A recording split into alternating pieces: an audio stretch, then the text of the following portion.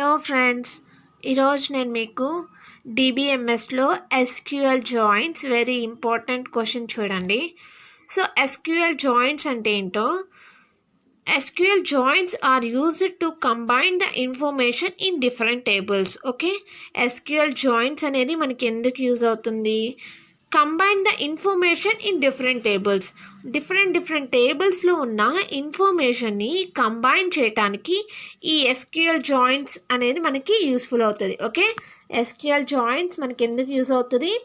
Different టేబుల్స్లో ఉన్న ఇన్ఫర్మేషన్ని కంబైన్ చేయటానికి ఈ జాయింట్స్ అనేది యూజ్ అవుతుంది అనమాట. Joints are used to combine columns from different tables. Okay, ఈ జాయింట్స్ అనేది మనకి డిఫరెంట్ టేబుల్స్లో ఉన్న కాలమ్స్ని కంబైన్ చేయటానికి ఈ జాయింట్స్ అనేది యూజ్ అవుతుంది అనమాట. ఓకే, సో మనకి డిఫరెంట్ టేబుల్స్లో కాలమ్స్ ఉంటాయి కదా, ఆ కాలమ్స్ని కంబైన్ చేయటానికి ఈ జాయింట్స్ అనే కాన్సెప్ట్ యూజ్ అవుతుంది. Okay, the connection between tables is established through the where class.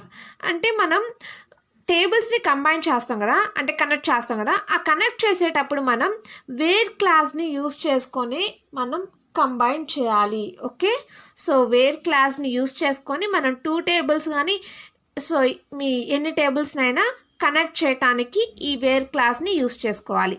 So ఇది ఫ్రెండ్స్ జాయింట్స్ అంటే. సో సింటాక్స్ చూడండి, నేను సింటాక్స్ మీకు చెప్తాను. సింటాక్స్ ఫర్ జాయింట్ సింటాక్స్ చూడండి. సెలెక్ట్ అని రాసి మనం జాయింట్స్ అంటే ఏంటి, డిఫరెంట్ టేబుల్స్లో ఉన్న కాలమ్స్ని మనం కంబైన్ చేస్తాం. ఓకే, అందుకని మనం ఇక్కడ డిఫరెంట్ టేబుల్స్లో ఉన్న కాలమ్స్ నేమ్స్ రాస్తాం. So first table column name, second table column name, and అలా మనకి n కాలమ్ నేమ్స్ రాసుకొని ఫ్రమ్ అని పెట్టిన తర్వాత ఇప్పుడు టేబుల్స్ నేమ్స్ రాయాలన్నమాట. సో ఫస్ట్ కాలమ్ ఏ టేబుల్ అయితే ఆ టేబుల్ నేమ్ రాయాలి, అండ్ సెకండ్ కాలమ్ అయితే ఏ టేబుల్ నేమ్ అయితే ఆ టేబుల్ నేమ్, అలా మనకి n టేబుల్స్ రాసి మనం 2 టేబుల్స్ని కలపాలంటే మనం ఏం యూజ్ చేయాలి? వేర్ కదా, వేర్ అనే కండిషన్ని యూజ్ చేయాలి కదా. సో అందుకని వేర్ అనే కండిషన్ ఇచ్చిన తర్వాత ఏ 2 టేబుల్స్ని మనం కలపాలనుకుంటున్నామో దా టేబుల్ నేము అలానే కాలమ్ నేమ్ ఈక్వల్ టు అనే సింబల్ రాసి నెక్స్ట్ టేబుల్ నేమ్ అలానే కాలమ్ నేమ్ రాసి సెమీకోలన్ పెడితే మనకి జాయిన్ అనేది అప్లై అవుతుంది. ఇది syntax friends. Types of joints, మనకి జాయింట్స్లో 5 టైప్స్ ఉన్నాయి ఫ్రెండ్స్. ఆ 5 టైప్స్ ఏంటంటే, ఫస్ట్ వన్ ఇన్నర్ జాయిన్, దీన్నే మనం ఈక్వి జాయిన్ అని కూడా అంటారు. Second one left join, third one right join, and fourth one full join, and fifth one cross జాయిన్నే మనం కార్టీషియన్ జాయిన్ అంటారు. ఓకే, సో ఒక్కొక్క టైప్ గురించి మనం ఇవాళ బ్రీఫ్గా ఎక్స్ప్లెనేషన్ తీసుకుందాం.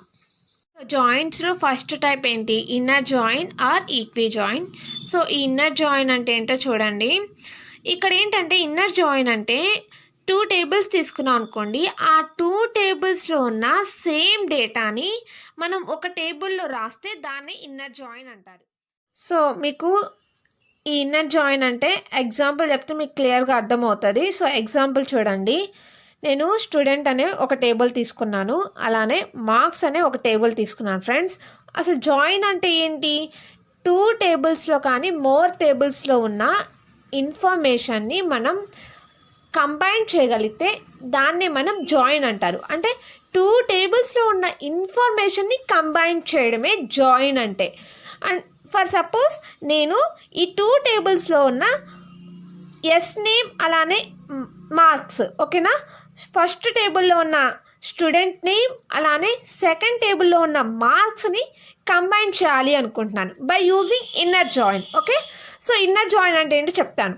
ఓకేనా, ఇప్పుడు ఈ 2 టేబుల్స్లో ఉన్న ఎస్ నేమ్ని అలానే మార్క్స్ని మనం కంబైన్ చేయాలంటే జాయిన్స్ అనే కాన్సెప్ట్ని యూజ్ చేయాలి. ఈ ఇన్నర్ జాయిన్ అంటే ఏంటంటే, ఈ 2 టేబుల్స్లో ఉన్న సేమ్ ఇన్ఫర్మేషన్, అంటే ఏదైతే ఈ 2 టేబుల్స్లో సేమ్ ఇన్ఫర్మేషన్ ఉందో ఆ సేమ్ ఇన్ఫర్మేషన్ని మాత్రమే ఈ ఇన్నర్ జాయిన్ అనేది కంబైన్ చేస్తుంది.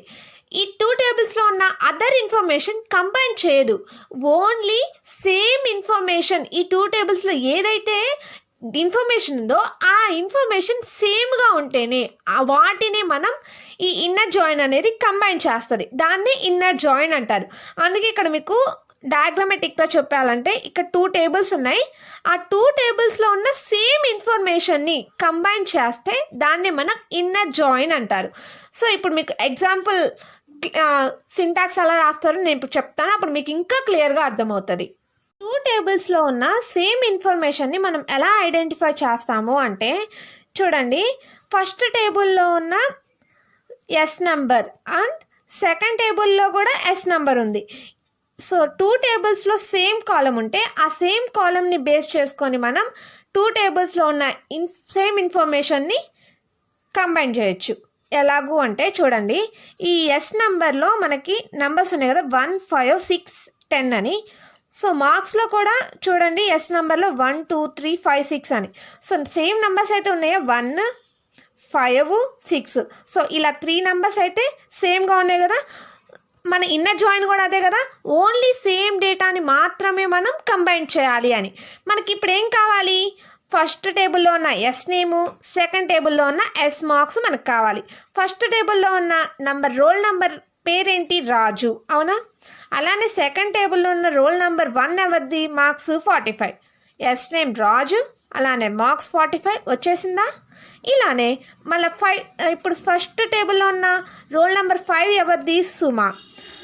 సెకండ్ టేబుల్లో 5 రోల్ నెంబర్ 5 యొక్క మార్క్స్ ఏంటి, 80. ఫస్ట్ టేబుల్లో ఉన్న సుమ నేమ్ యొక్క మార్క్స్ ఏంటవి, 80 వచ్చేసిందా? అలానే 6 చూడండి, రోల్ నెంబర్ 6 ఎవరిది, సిరిది. ఈ రోల్ నెంబర్ 6 యొక్క మార్క్స్ ఏంటి, 40. సో సిరి యొక్క మార్క్స్ ఏంటవి, 40. సో 2 టేబుల్స్లో ఉన్న సేమ్ డేటాను మనం కంబైన్ చేసామా? ఇలా 2 టేబుల్స్లో ఉన్న సేమ్ డేటాని కంబైన్ చేస్తే దాన్ని మనం ఇన్నర్ జాయిన్ అంటారు. అర్థమైందా మీకు ఇన్నర్ జాయిన్ అంటే ఎలాగో? ఇప్పుడు మనం క్వరీ ఎలా రాస్తామో చూద్దాం. క్వరీ ఎలా రాస్తాము అంటే ఫస్ట్ ఈ 2 టేబుల్స్లో మనం దేన్ని కంబైన్ చేయాలో, ఏ కాలమ్స్ని కంబైన్ చేయాలో ఆ కాలమ్స్ని రాయాలన్నమాట. ఓకే, సో ఫస్ట్ సెలెక్ట్ అని రాసి ఏ కాలమ్స్ని కంబైన్ చేయాలి, ఎస్ నేమ్ అలానే మార్క్స్ కదా. సో అవి రాయాలి. ఎస్ నేమ్ ఫస్ట్ టేబుల్లో ఉన్న కాలం కామా పెట్టి సెకండ్ టేబుల్లో ఉన్న కాలం రాయాలి మార్క్స్ అని రాసిన తర్వాత టేబుల్ నేమ్స్ రాయాలి. ఓకేనా? ఫ్రమ్ అని రాసి టేబుల్ నేమ్స్ రాయాలి. ఓకే, ఫ్రమ్ అని రాసిన తర్వాత ఫస్ట్ టేబుల్ నేమ్ ఏంటి, స్టూడెంట్. సో స్టూడెంట్ అని రాయాలి. స్టూడెంట్ అని రాసిన తర్వాత అండ్ సెకండ్ టేబుల్ నేమ్ ఏంటి, మార్క్స్. సో కామా పెట్టి మార్క్స్ అని రాయాలి. ఓకే, సో మార్క్స్ అని రాసి ఈ 2 టేబుల్స్ని మనం కంబైన్ చేయాలంటే వేర్ అనే కండిషన్ రాయాలి కదా. సో వేర్ అని రాసిన తర్వాత సో మనం ఈ 2 టేబుల్స్లో ఏం కంబైన్ చేయాలనుకున్నాం, ఎస్ నేమ్. వేర్ అని రాసిన తర్వాత ఈ 2 టేబుల్స్లో ఉన్న మనం ఏ కాలంని బేస్ చేసుకొని ఈ 2 టేబుల్స్ని కంబైన్ చేయాలో ఆ కాలం రాయాలి. అంటే ఫస్ట్ టేబుల్ నేమ్ అలానే ఆ కాలం నేమ్ రాయాలి. సో ఈ 2 టేబుల్స్ని మనం ఏం బేస్ చేసుకొని రాసాం, ఎస్ నెంబరే కదా. సో అది రాయాలి. వేరని రాసి ఫస్ట్ టేబుల్ నేమ్ స్టూడెంట్ అని రాసి డాట్ పెట్టాలి. ఓకే, సో డాట్ పెట్టి దేన్ని ఐడెంటిఫై చేసుకొని, S number. So S number అని రాసిన తర్వాత ఈక్వల్ టు అని పెట్టాలి. ఓకే, ఈక్వల్ టు అని పెట్టి సెకండ్ టేబుల్ని నేము అలానే బేస్ చేసుకున్న కాలం name. Okay, so marks second table name ఏంటి, మార్క్స్ డాట్ ఎస్ నెంబర్ రాసి సెమీ కాలం పెడితే ఇది క్వరీ ఎగ్జిక్యూట్ చేస్తే మనకు అవుట్పుట్ ఎలా వస్తుందంటే, అవుట్పుట్ ఫస్ట్ టేబుల్లో ఉన్న డేటా ఏంటి ఎలా వస్తుందంటే, ఎస్ నేమ్ అలానే మార్క్స్ ఎలా వస్తుందంటే, ఎస్ నేమ్ ఫస్ట్ వన్ ఏంటి, రాజు కదా. సో ఇందాక చెప్పాను కదా రాజు. మార్క్స్ ఏంటి, రాజు యొక్క మార్క్స్ 45. ఓకే, అండ్ 5 అనేది సుమ. తన యొక్క మార్క్స్ ఏంటి, 5 యొక్క మార్క్స్ ఏంటి, 80. సో 80 అండ్ థర్డ్ 6 ఏంటి, సిరి. తన యొక్క మార్క్స్ ఏంటి, 6 యొక్క మార్క్స్ 40. సో 40 తర్వాత 10 ఉంది, దీంట్లో మనకి 10 లేదు మార్క్స్ అనే టేబుల్లో. ఇన్నర్ జాయిన్ అంటే అదే కదా, సేమ్ డేటా కదా, సో సేమ్ నంబర్స్ ఏదైతే ఉన్నాయో అవి మాత్రమే రాస్తాం. ఇది మనకి అవుట్పుట్గా డిస్ప్లే అవుతుంది. ఇది inner joint friends. So inner joint అంటే ఏంటో అర్థమైందా? సో ఇది first joint, inner joint. Okay, ఈ ఇన్నర్ జాయింట్తో నేను ఈ వీడియోని అయితే స్టాప్ చేసేస్తున్నాను ఫ్రెండ్స్. అండ్ నెక్స్ట్ వీడియోలో నేను టైప్స్ ఆఫ్ జాయింట్స్లో సెకండ్, థర్డ్, 4, 5 అనేది నేను కంప్లీట్ చేస్తాను. లింక్ కూడా మీకు డిస్క్రిప్షన్లో ఇస్తాను, చూసుకోండి. ఆ డిస్క్రిప్షన్లో లింక్ ఓపెన్ చేస్తే మీకు నెక్స్ట్ వీడియో అనేది వస్తుంది. ఓకేనా?